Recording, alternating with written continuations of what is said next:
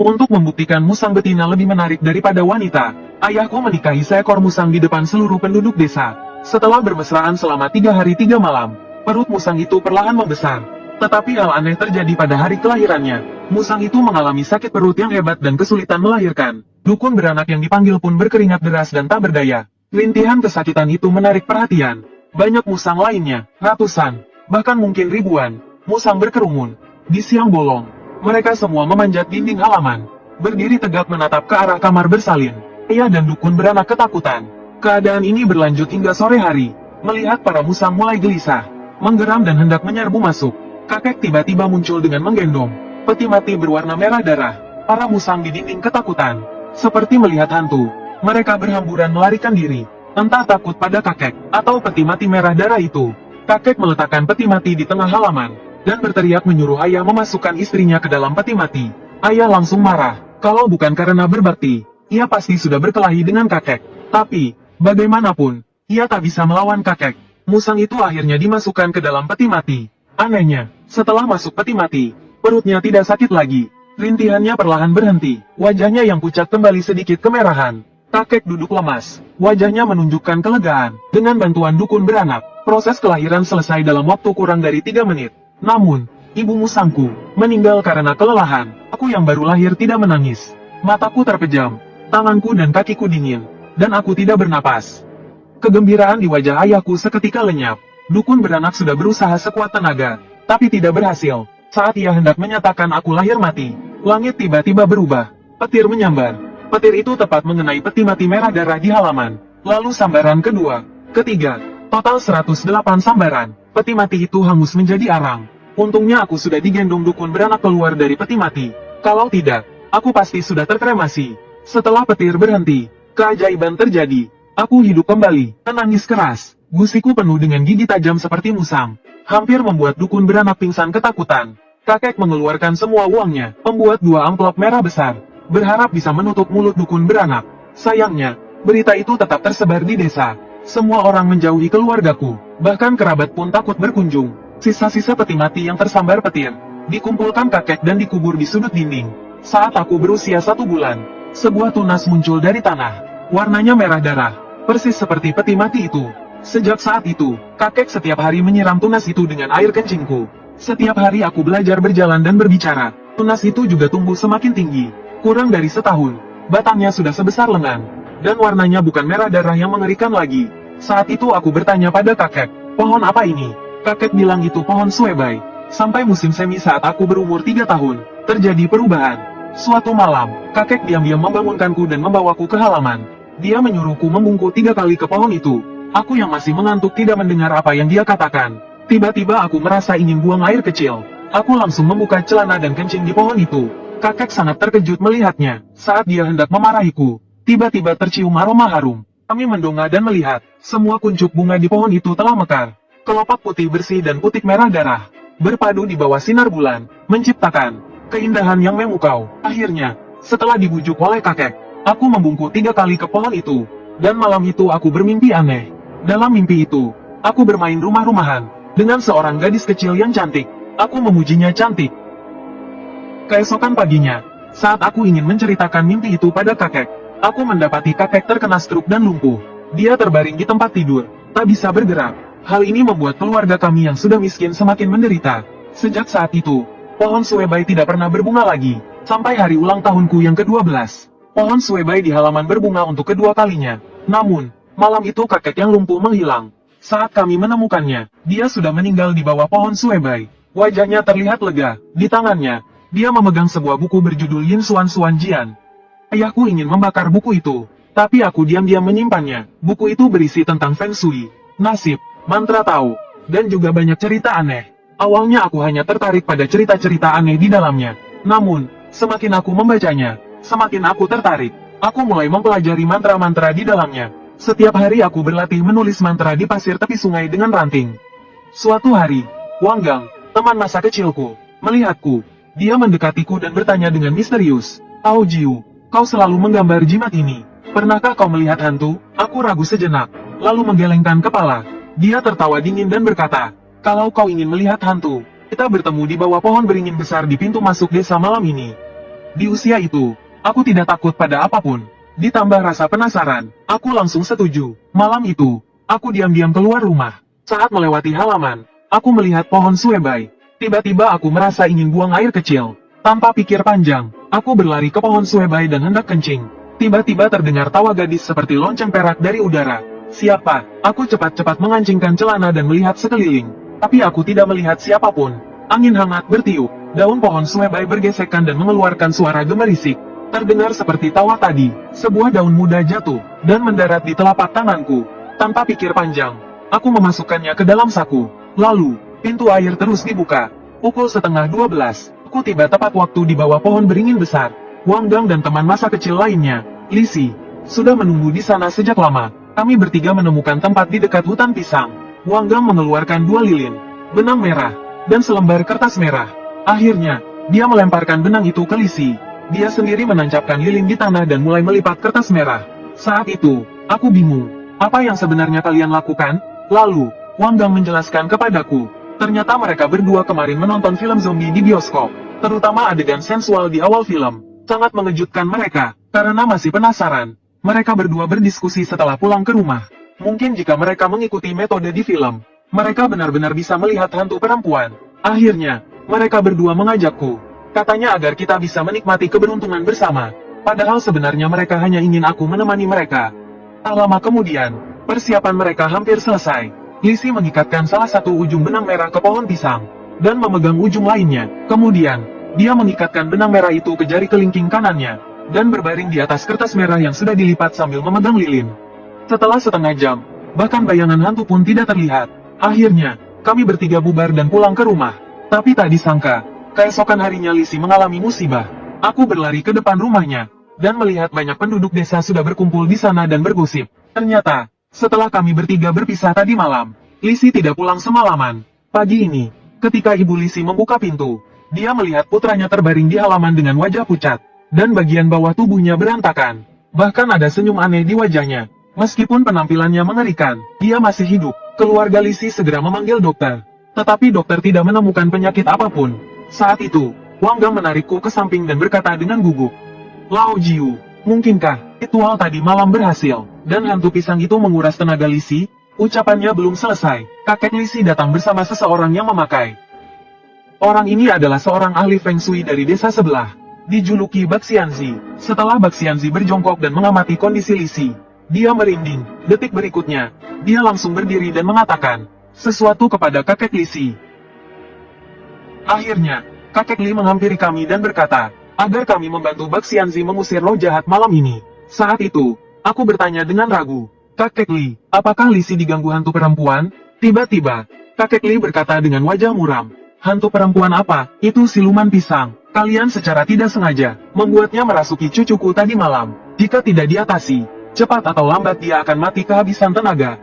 Jika kalian juga tidak ingin melihat hal itu terjadi, bantulah kami malam ini." Aku dan Wang Gang mengangguk setuju.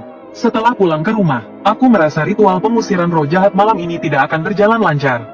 Jadi, aku mengikuti petunjuk di buku kakekku. Diam-diam, dia menyiapkan beberapa barang dengan caranya sendiri.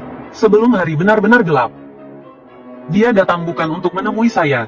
Saya juga tidak tahu apa yang dia bicarakan dengan ayah saya. Intinya, mereka berdua mengobrol dengan gembira. Sesekali menunjuk ke arah pohon pisang. Setelah mengobrol di halaman selama setengah jam, dia pamit dan pergi. Saya bingung, tapi karena merasa bersalah, saya tidak berani bertanya pada ayah saya.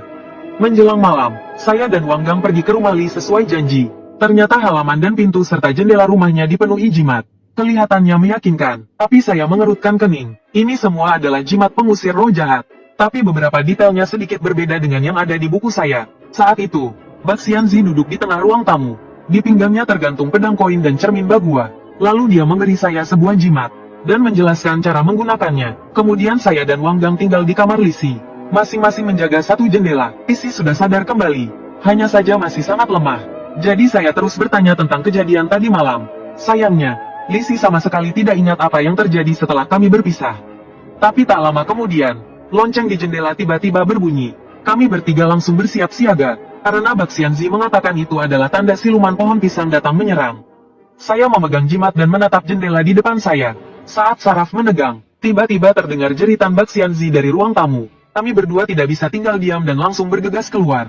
Terlihat Bak Xianzi terbaring di lantai, tapi tidak terlihat siapa yang menyerangnya. Ketika dia bangun, dia mengatakan ada masalah.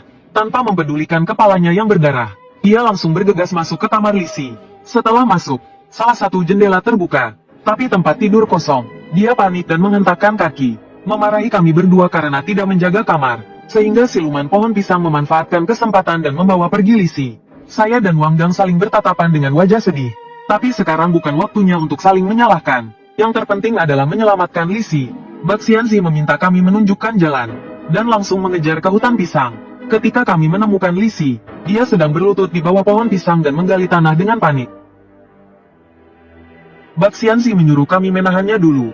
Saya dan Wang Gang masing-masing memegang satu lengan Lisi. Tiba-tiba dia menoleh. Kami berdua terkejut, tapi kami tetap mengambil jimat dan menempelkannya di dahinya. Sesuai petunjuk Bak Xianzi sebelumnya. Saya pikir dia akan diam.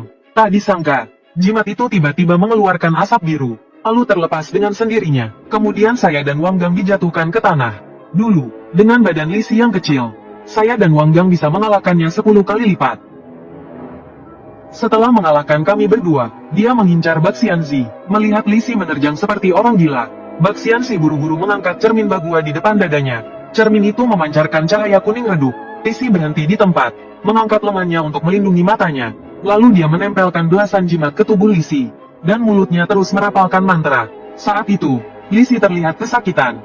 Tangan dan kakinya bergerak tak terkendali. Keringat dingin bercucuran di dahi Bak Xianzi. Dia berteriak pada kami, masih bengong saja, cepat bantu. Kalau kita tidak bisa mengendalikannya, pasti akan ada korban jiwa. Kami berdua tidak berani menunda. Kami segera maju dan menahannya. Tapi tidak lama kemudian, pedang koin berdesis dan mengeluarkan asap putih. Terdengar suara retakan, tali merah di pedang koin tiba-tiba putus. Dia berontak dan melempar kami berdua.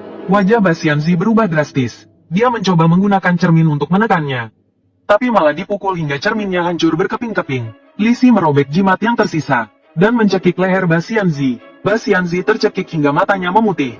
Saat dia hampir mati, aku membuka botol pestisida, dan menuangkan isinya ke tubuh Lisi. Ini air kencing anak laki-laki. Bak Xianzi langsung mengenalinya. Aku mengangguk, khawatir tidak cukup ampuh. Aku menambahkan sedikit bubuk tulang Wang Yue. Dia tampak terkejut. Tahu-tahu tentang tulang Wang Yue? Itu benda pengusir setan yang sangat langka. Belut langka ini suka makan daging busuk. Hanya muncul saat bulan purnama. Aku sering mencarinya di ladang, tapi hanya sesekali menemukannya. Bak Xianzi mengacungkan jempolnya dan berkata, bagus sekali, nak. Setelah kami membawa Lisi kembali, Bak Xianzi menyuruh kami pulang. Namun, dalam perjalanan pulang, aku merasa seperti ada yang mengawasiku. Tapi aku tidak melihat apa-apa ketika menoleh. Saat melangkah masuk ke halaman, aku samar-samar mendengar jeritan memilukan. Ketika aku mendongak, aku melihat pohon cemara darah bermekaran indah dengan bayangan yang menenangkan, memberikan rasa damai yang tak terlukiskan. Setelah kejadian ini, aku menjadi lebih tertarik pada buku itu, dan mulai mempelajari isinya yang mendalam. Waktu berlalu hingga ulang tahunku yang ke-17. Pohon cemara darah di halaman kembali bermekaran. Selain penduduk lokal, banyak juga orang luar yang datang untuk melihatnya. Mereka semua kagum dengan keindahan bunga-bunga itu. Hari itu, sebuah mobil berhenti di depan rumahku. Seorang pria keluar dari mobil, dan orang itu ternyata adalah ahli Feng Shui Bak Xianzi. Setelah basa-basi, dia langsung mengungkapkan tujuannya. Dia ingin membeli pohon cemara darah di halaman. Aku langsung menolaknya, karena kakekku pernah berpesan, apapun yang terjadi, aku tidak boleh mengganggu pohon itu. Lagi pula, aku tumbuh bersama pohon itu, seperti teman masa kecil. Bak Xianzi tampak terkejut mendengar penolakanku. Dia pun pergi. Sebelum pergi, dia mengatakan sesuatu. Aku tidak akan membiarkan pohon cemara darah ini begitu saja. Tapi malam itu, aku mendengar ayah bergumam di kamarnya.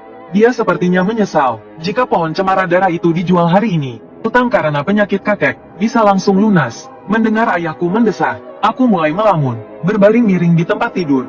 Aku bisa melihat bunga-bunga yang bermekaran di luar jendela. Perasaanku tenang dan mengantuk, lalu aku tertidur.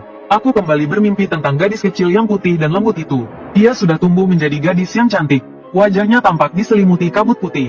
Kami duduk di bawah pohon, mengobrol. Satu-satunya yang kuingat adalah dia memeluk leherku, dan menciumku dengan bibir merahnya yang semerah darah. Malam itu, untuk pertama kalinya dalam hidupku di usia 17 tahun, aku mimpi basah. Saat bangun pagi, aku diam-diam mencuci celanaku yang lengket seperti seorang pencuri. Setelah sarapan, ayah menyuruhku pergi ke kota untuk membeli ayam jantan. Beberapa hari yang lalu, Ayam betina kami mati. Ayah bilang itu ulah musang. Lalu aku pergi ke kota. Aku sudah lama memilih ayam tapi belum menemukan yang cocok. Ayahku berpesan agar membeli ayam jantan yang gagah berani, agar bisa menakuti musang. Saat aku hendak menyerah, aku melihat seekor ayam jantan 7 warna di kandang seorang kakek. Seketika perhatianku tertuju padanya. Aku segera mendekat dan bertanya. Ternyata ayam jantan itu sudah berumur 9 tahun lebih.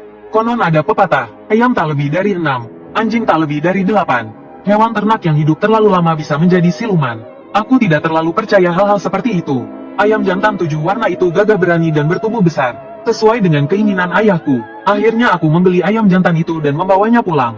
Ayahku terkejut saat melihatnya. Aku takut terjadi sesuatu, jadi aku tidak memberitahunya bahwa ayam itu berumur 9 tahun. Aku hanya bilang aku mendapatkan harga murah. Tak disangka, sore harinya ayam jantan 7 warna itu berjalan dengan gagah di kandang ayam seperti seorang raja. Semua ayam betina bersembunyi di sudut kandang dengan gemetar. Melihatnya yang begitu sombong, tiba-tiba terlintas sebuah ide di benakku. Menurut buku yang kubaca, kekuatan jimat tergantung pada bahan pembuatannya. Biasanya, jimat tahu dibuat dengan cinnabar dan tinta pinus. Jika memungkinkan, ditambahkan juga darah anjing hitam, atau darah ayam untuk meningkatkan kekuatan spiritualnya. Semakin muda usia anjing hitam, semakin baik. Idealnya anak anjing yang baru berumur 1 bulan. Tapi untuk ayam jantan, justru sebaliknya. Semakin tua usianya, semakin kuat kekuatan spiritualnya. Jika aku menggunakan darah ayam jantan 7 warna ini untuk membuat jimat, bukankah kekuatannya akan luar biasa? Saat aku hendak menangkap ayam jantan itu, sepertinya ia merasakan sesuatu, dan langsung menunjukkan ekspresi garang. Penampilannya yang gagah berani cukup mengintimidasi. Akhirnya aku lari keluar kandang dengan bulu ayam menempel di seluruh tubuhku.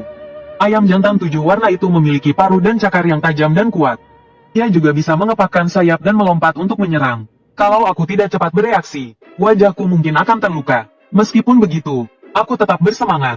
Memaksanya saja tidak akan berhasil. Saat musuh terlalu kuat, kita harus menggunakan akal. Jadi, aku mengambil sebotol arak putih dan dedak dari rumah, lalu mencampurnya. Aku membuat semangkuk besar dan meletakkannya di kandang ayam. Aroma beras yang dicampur arak sangat harum. Ayam jantan besar itu memakannya dengan lahap. Setelah menunggu setengah jam, ayam jantan 7 warna itu akhirnya mabuk. Aku berhasil mengambil darah ayam secukupnya. Akhirnya aku mencampurnya dengan batang cinnabar. Di kertas kuning yang sudah disiapkan, aku menggambar 13 jimat. 6 jimat pengampunan dan 7 jimat pelindung. Jimat pengampunan termasuk jimat tulang naga. Digunakan untuk mengusir roh jahat, menangkal bencana, dan menghilangkan kesialan. Ini adalah salah satu jimat Tao yang paling umum. Jimat pelindung berfungsi untuk melindungi diri dari pengaruh jahat. Saat malam tiba, ayahku bertanya mengapa ayam jantan yang kubeli tampak lesu. Aku bilang mungkin dia kelelahan karena terlalu banyak betina. Saat waktu tidur tiba, aku menoleh ke arah pohon cemara berdarah di halaman. Tiba-tiba aku mendengar suara kokok dari halaman belakang. Itu suara ayam jantan. Kokoknya sangat cepat, jelas mengandung peringatan dan ancaman. Gawat, mungkinkah musang kuning itu kembali mencuri ayam? Setelah mendengarnya, aku segera bergegas ke halaman belakang. Terlihat ayam jantan itu sedang membentangkan sayapnya, berhadapan dengan musuh. Dan yang disebut musuh bukanlah musang kuning, melainkan seekor rubah putih. Karena tekanan darah, semua ayam betina bersembunyi di sarangnya sambil gemetar ketakutan. Hanya ayam jantan itu yang tidak mundur sedikit pun. Rubah putih itu tampak sedang mencari kesempatan di dinding halaman. Konon ayam menderita rabun senja. Itu sebabnya rubah dan musang kuning suka menyerang di malam hari. Tapi ayam jantan ini berbeda dengan ayam betina lainnya. Setelah hidup selama 9 tahun, ia hampir menjadi siluman. Ukuran tubuhnya yang sangat besar membuat rubah putih itu takut, terutama saat aku keluar untuk memeriksanya. Situasi telah berbalik sepenuhnya. Rubah putih itu akhirnya melompat dari dinding halaman dan melarikan diri. Akhirnya aku bisa bernapas lega. Tak disangka, keesokan harinya terjadi lagi hal aneh. Seorang pria ditemukan tewas di bawah pohon cemara berdarah. Sama seperti kakekku, dia meninggal karena menabrak sesuatu. Kemudian Paman Li dan petugas desa segera datang. Setelah penyelidikan, mereka menyimpulkan bahwa orang asing itu bunuh diri. Namun, kedatangan Bak Xianzi kemudian menyelimuti seluruh desa dengan suasana suram. Dia bilang orang asing itu tidak bunuh diri, melainkan dibunuh oleh pohon yang menjadi siluman untuk menyerap jiwanya demi berlatih. Jika pohon siluman itu menjadi kuat, radius 10 li di sekitarnya akan menjadi tandus. Dia juga bilang jika pohon ini tidak disingkirkan, dalam 3 hari pasti akan ada korban jiwa lagi. Mendengar kata-kata hasutan ini, beberapa penduduk desa langsung mengambil kapak dan ingin menebang pohon itu. Mereka dihadang oleh ayahku yang membawa tongkat. Akhirnya ayahku menutup pintu halaman. Aku berjalan mengelilingi pohon cemara berdarah 3 kali. Dalam pikiranku, ini pasti bukan pohon biasa. Tetapi jika dikatakan pohon jahat yang menyerap jiwa manusia untuk berlatih, aku sangat tidak setuju. Ini pasti tipuan Bak Xianzi lagi. Di malam hari, untuk mencegah kejadian tak terduga terjadi lagi, aku dan ayahku berjaga secara bergantian. Paruh pertama malam berlalu dengan damai. Tetapi saat giliranku berjaga di paruh kedua malam, tiba-tiba seorang wanita berjalan langsung menuju pohon cemara darah. Dan orang itu adalah Wang Yan dari desa. Sekilas aku tahu dia terhipnotis. Jadi aku mengeluarkan jimat perintah dan menepuknya ke tubuhnya. Seketika, halaman itu dipenuhi cahaya merah. Aku tidak menyangka, jimat yang dibuat dengan darah ayam jago bisa begitu kuat. Lalu dia memutar matanya dan jatuh terlentang ke tanah. Pada saat ini, jeritan terdengar dari luar halaman. Aku berlari keluar untuk melihat. Aku melihat seekor rubah putih meringkuk di sudut dinding. Sedang kejang kesakitan, dan ada kalung di lehernya. Terlihat jelas bahwa rubah ini dipelihara oleh seseorang. Aku menduga ini pasti ulah Bak Xianzi. Rubah putih itu merintih tanpa henti. Mungkin jimat perintah yang kugunakan tadi terlalu kuat, membuatnya menderita. Akhirnya aku menaruhnya di kandang ayam. Ayam-ayam di kandang menjadi gelisah karena mencium bau rubah. Tetapi setelah ayam jago berkokok, semuanya langsung tenang. Lalu aku menggendong Wang Yan yang pingsan kembali ke rumahnya. Untuk menghindari kecurigaan, aku hanya meninggalkannya di depan pintu. Aku mengetuk jendela beberapa kali lalu pergi. Karena aku pikir masalahnya sudah selesai, aku tidak berjaga lagi. Aku kembali ke kamar dan tidur dengan tenang. Tapi saat fajar menyingsing, aku terbangun oleh suara ribut penduduk desa. Aku langsung punya firasat buruk. Benar saja, ada orang mati lagi di bawah pohon cemara darah. Wajahku muram, aku tidak menyangka Bak Xianzi masih punya rencana lain. Benar-benar licik, yang meninggal adalah seorang preman dari desa sebelah. Biasa disebut berandalan, dia juga mati karena menabrak pohon. Dari jauh aku bisa mencium bau alkohol yang kuat. Seorang pemabuk tidak mungkin bunuh diri. Tetapi setelah orang-orang di kota sibuk, mereka tetap menyimpulkan kematiannya sebagai bunuh diri. Bak Xianzi datang bersama Paman Li. Ketika dia melihat pria di bawah pohon, ekspresi terkejut terlihat jelas di wajahnya. Aku mendengus dengan jijik. Orang tua ini berpura-pura tidak bersalah dengan sangat meyakinkan. Setelah mayatnya dibawa pergi, ayahku tampak putus asa. Aku tahu dia hampir hancur. Malam harinya aku duduk sendirian di bawah pohon untuk berjaga. Aku dengan lembut mengelus batang pohon, seperti mengelus kulit halus wanita dalam mimpiku. Saat aku hampir tertidur, tiba-tiba cahaya bulan memenuhi halaman dengan aroma aneh. Aku mendongak dengan terkejut. Aku melihat pohon itu penuh dengan buah merah. Pohon cemara darah yang telah tumbuh selama 17 tahun. Akhirnya berbuah untuk pertama kalinya. Lalu, sebuah buah matang jatuh ke tanganku. Sebuah aroma harum tercium. Aku samar-samar ingat pernah mencium aroma ini dalam mimpi. Jadi aku tanpa sadar mengambil buah itu dan memakannya. Sebuah aliran hangat yang lemah mengalir dari tenggorokanku, menyebar ke seluruh tubuhku dan akhirnya berkumpul di dantian di bawah pusar. Setelah terdiam beberapa detik, aku sangat gembira.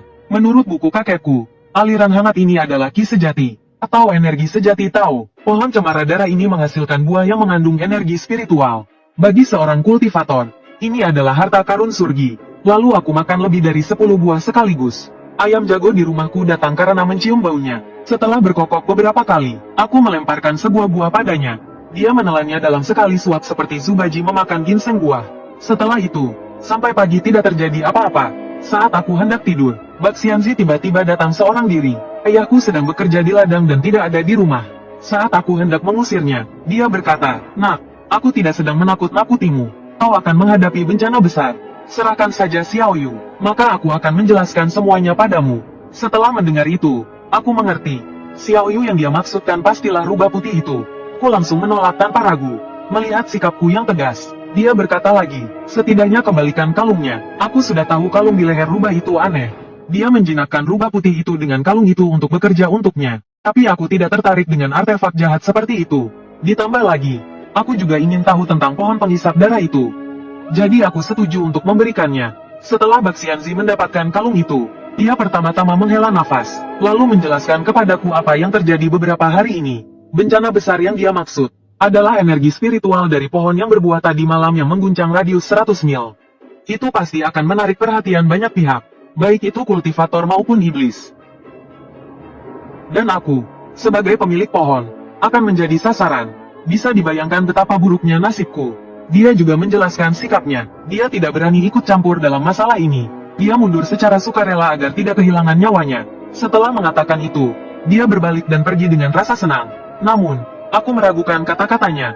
Beberapa hari berikutnya tetap tenang. Sampai hari ke-7, buah di pohon akhirnya habis. Malam itu juga, terjadi kasus kematian aneh di desa. Paman Li meninggal di halaman rumahnya. Ku dengar dia mati karena menggigit dirinya sendiri. Saat penduduk desa menemukannya, hanya tersisa setengah dari tangan kirinya, dan itu tersumpal di mulutnya. Menurut klinik, dia sebenarnya mati karena rasa sakit. Seorang kakek berusia 60-an tahun, seorang sekretaris cabang, mati karena menggigit tangannya sendiri di halaman rumahnya. Siapa yang akan percaya? Tapi itu benar-benar terjadi. Akhirnya, orang-orang di kota menyimpulkan itu sebagai bunuh diri. Aku pergi ke TKP setelah kejadian itu. Karena aku memiliki energi Tao di dalam tubuhku, aku bisa sedikit membuka mata batinku saat berkonsentrasi penuh. Akhirnya aku melihat sedikit energi iblis berwarna hijau pucat. Warna energi iblis terkait dengan atribut 5 elemen pemiliknya. Iblis berelemen tanah cenderung berwarna kuning, seperti musang kuning. Rubah, Del. Iblis berelemen kayu cenderung berwarna hijau, seperti ular dan siluman pohon. Del. Semakin pucat warnanya, semakin lemah kultivasi iblis itu. Menurutku, Paman Li bukan bunuh diri, tapi dibunuh oleh iblis. Tapi dari energi iblisnya, makhluk ini tidak terlalu kuat. Seperti kata Baxianzi, iblis dalam radius 100 mil benar-benar datang. Dalam sebulan, 3 orang meninggal. Hal ini membuat penduduk desa ketakutan.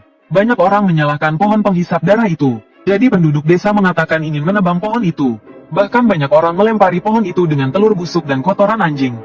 Aku benar-benar tidak tahan lagi. Aku langsung melepaskan ayam jago besar. Lalu ia melompat dari tembok halaman dan menerjang kerumunan. Para penduduk desa ketakutan dan melarikan diri. Saat malam tiba, aku menyiapkan peralatanku, dan menjaga halaman bersama ayam jago. Benar saja, tengah malam ayam jago tiba-tiba berkokok, lalu ia berlari keluar halaman. Aku segera mengikutinya. Saat itu aku melihat kakek Zhang dari desa, berjalan kaku menuju halaman. Aku menahan napas dan mengaktifkan mata batinku. Aku melihat kabut hijau pucat menyelimuti tubuhnya. Aku langsung mengerti, monster elemen kayu ini kultivasinya terlalu rendah. Ia hanya bisa mengendalikan orang hidup melalui media, dan itu harus orang tua. Ia pasti berada di dalam tongkat itu, tapi belum tentu wujud aslinya. Saat itu kakek Zhang duduk gemetar di bangku batu, dan memasukkan jarinya ke mulut, hendak menggigitnya. Melihat itu, aku menepuk pantat ayam jago. Seketika ia berkokok nyaring. Suara itu membuat kakek Zhang membeku. Detik berikutnya, tongkat itu jatuh ke tanah. Lalu seekor ular kecil keluar darinya, dan melarikan diri keluar halaman. Tapi aku tidak memberi ular itu kesempatan. Tanpa memeriksa kondisi kakek Zhang, aku mengejarnya bersama ayam jago. Akhirnya ular itu masuk ke hutan pisang. Dengan cepat ular itu masuk ke dalam pohon pisang.